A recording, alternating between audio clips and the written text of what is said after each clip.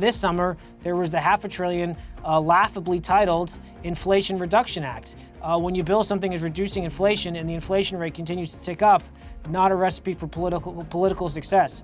So of the many accomplishments, and I say accomplishments in quotes, I guess achievements because they are legislative achievements, the unfortunate problem is they've caused more political headaches for the party that passed them. And that's what voters are grappling with. That's the challenges. That's the issue set.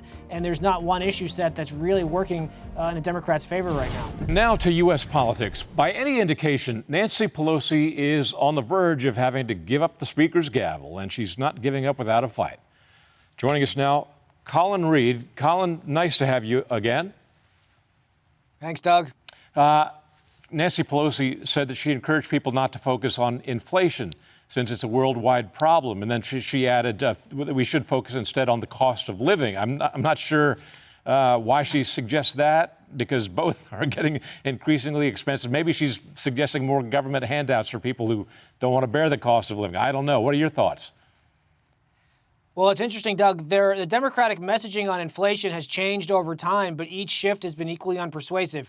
We started with it was transitory and it was going to go away. And then it became a first-class problem that only rich people were feeling. And then we had, well, it's bad here, but it's even worse in Europe, which is not something that most Americans find terribly compelling. And now it's the Republicans' fault, and it's going to get even worse. And the challenge that Speaker Pelosi and, frankly, every Democrat up and down the ballot faces is when you break it, you buy it. They control all three branches of government in the city that I sit in right now. And right now, people across the country are feeling real pain. And that pain is going to be translated to pain at the ballot box for the Democratic Party just because life is so expensive right now. And this is not an esoteric debate. This is not a back and forth between war and peace or tax cuts or even social policy. It's can you go to the grocery store and not walk away with sticker shock? Can you get a part for your car if you need something to repaired? The price of gas ticking back closer to $3.80, $4 a gallon, depending on where you live. So life is hard right now, and there's one party in charge, and these elections are not that complicated. The party in charge usually gets blamed when things are going poorly, and unfortunately, things aren't going great right now. You know, there's a variation of that old saying, which you used earlier in your answer to my question. It comes from a guy who owns a donut shop, and his name is Waldo Otto, and his motto is, you bite it, you bought it.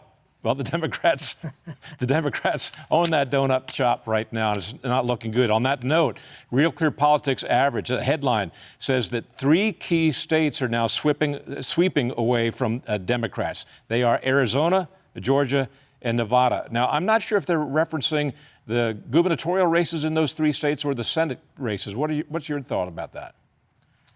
I think the ground is deteriorating away from Democratic candidates up and down the ticket across the board, especially these last 2 weeks.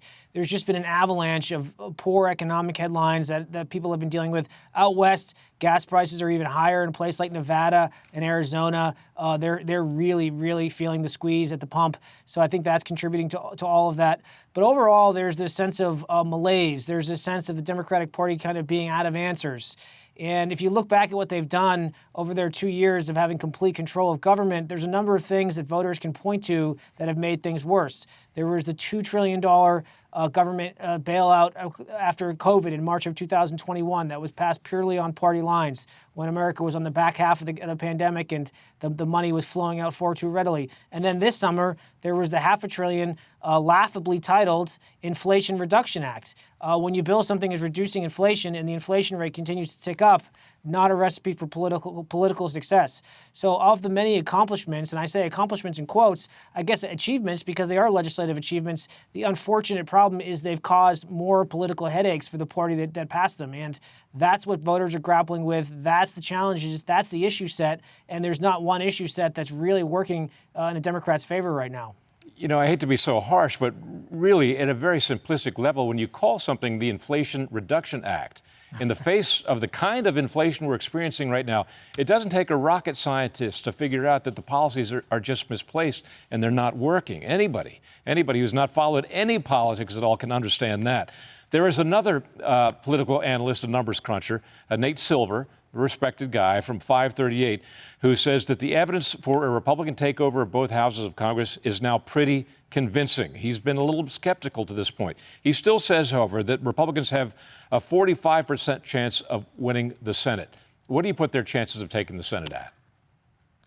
Well, I said all along throughout the summer, I was similarly pessimistic, or I guess realistic, Doug, in analyzing it. And that's because a lot of these Republican candidates struggled out of the gates. They either underperformed, they didn't raise enough money, they came out of divisive primaries, and the Democrat candidates in those states were spending money early, and it accounted for, gave them some momentum and a lead over the summer. But politics, like life, it's all about timing. And these candidates are getting better. These debates are happening. We talked about Pennsylvania earlier. Pennsylvania is going to have a big debate tomorrow night between Dr. Oz and John Fetterman, when voters are finally going to be able to see a candidate like John Fetterman, who's recovering from a stroke, out in an unscripted setting. In Georgia, Herschel Walker performed better than most people thought in his debate a couple weeks ago. It's against Senator Warnock, and that's really, I think, contributed to the tightening of the gap there. So, look, I thought throughout the whole course of this campaign, the Senate map would be a jump ball for Republicans, but now it's pretty easy to see a 52 or even 53 Senate majority come January, just based on the way things are trending at the absolute best possible time for the Republican Party. Well, we are still 2 weeks out, and are you skeptical or leery, in the least, of all this Republican and conservative high-fiving at this early juncture? We got 2 weeks of voting left, and that's the kind of thing that stimulates the opposition party. You do. You never want to give the other side billboard material. I just think they've yet to really settle on a compelling message. And you look at the head of their party, Joe Biden. I was looking at his public schedule, Doug. Today he was doing an event at the DNC to staffers, and then he was doing a tree planting ceremony at the White House. His week is full of a lot of fundraisers. His team has creatively renamed them receptions. But you know what he's not doing? He's not out in the trail. He's not campaigning. He's not doing rallies for these candidates in endangered seats because he's a lead balloon. He drags them all down. Barack Obama's out there campaigning. Bernie Sanders is out there campaigning. I don't know if either of that's really a help or a hurt, but the current head of the party is in hiding because he will not help these candidates' political fortunes. And that tells you everything you need to know going into these last 2 weeks. Former Mississippi Governor Haley Barbour's got an old saying, good gets better and bad gets worse. And it's really hard to shift that momentum once it turns against you. Well, I'm really glad you brought that point up, because I don't think I've ever seen a midterm election where you've got candidate after candidate rejecting offers of Joe Biden appearances. The only one major race that I've seen him appear was the Fetterman race in Pennsylvania. And at that particular race, Fetterman never spoke. It was only Joe Biden. And that's very telling in and of itself. And then President Biden had a little issue where he kind of got lost walking off stage. It was not a great moment. But look, and I don't blame these candidates. The last time Joe Biden was in the campaign trail, it was out in Oregon last weekend when he said that the economy was, quote, strong as hell. And that was something that immediately everybody had to answer for the next day. Do you agree with the president of your own party that the economy is strong as hell? That's not a message that these candidates want to be carrying. So look, the midterms are always inherently a referendum on the party in charge. There's only so much you can do.